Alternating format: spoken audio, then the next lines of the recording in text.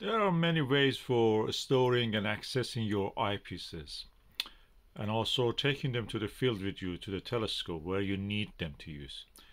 This is a 100-degree and 110-degree set of eyepiece. You may have another set, 1 1/4, or whatever eyepiece you may have. You can take them in this kind of fancy safety cases.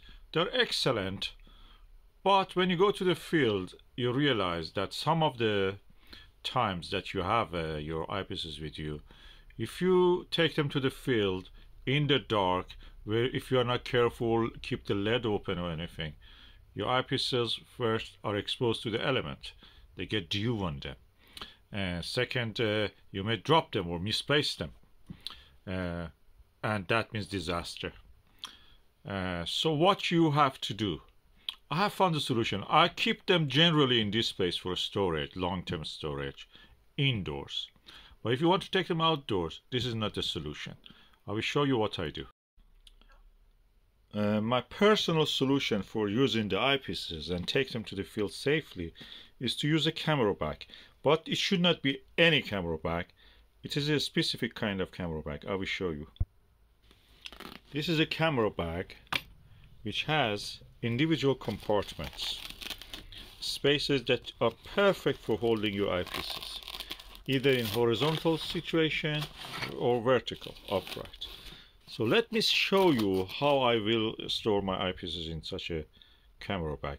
These are the camera bags practically are not used anymore because people don't use DSLRs as much as they used to. So plenty of these things are available for cheap. You can buy them as cheap as £5 sometimes.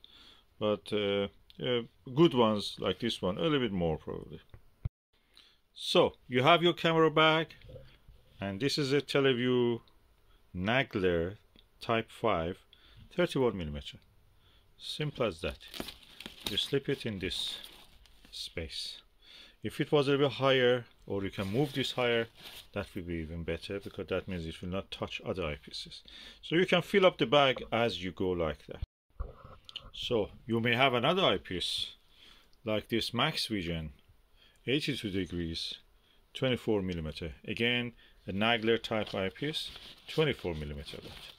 It can fit here easy, and it will not touch the other eyepiece, and they are kept separate.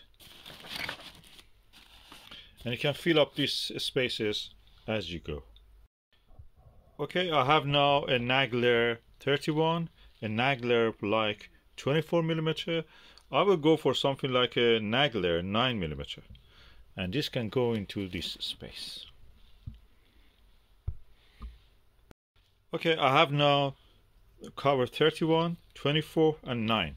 So if I want to go from 31 to something half of that, 15.5 or 15, what can I do? I should have an eyepiece here, 15, but there is no Nagler 15, or there is a 16.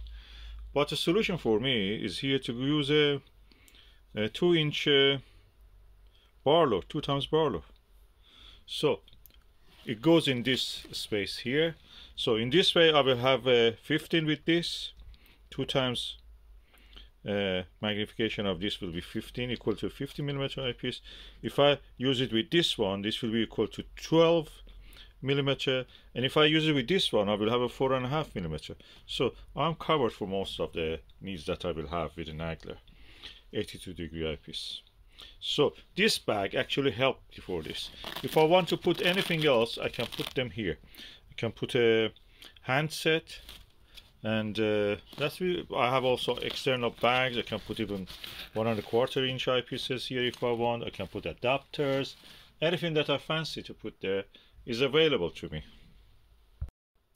And the next thing I know is that this bag is easy to take to the field. The base of it is wide enough. At the same time, the eyepiece is staying upright. And when I am using one eyepiece, I can close the lid, the cap. So practically this will not be open, exposed to the element, is not exposed to the element. It will not be getting condensation. At the same time, is padded, and I have a shoulder strap which I can carry it if I want. And I have a lot of side pockets that I can put my stuff in it.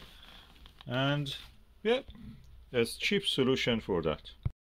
So if you ask me which one of these is more useful, I can say that both of them are useful. I prefer this one. This one is good for only for indoors. I don't like to carry things with this to the field. Can easily roll out. If it was deeper, I probably would prefer it. But this is adequate for my needs. That's what I will do, take to the field with me.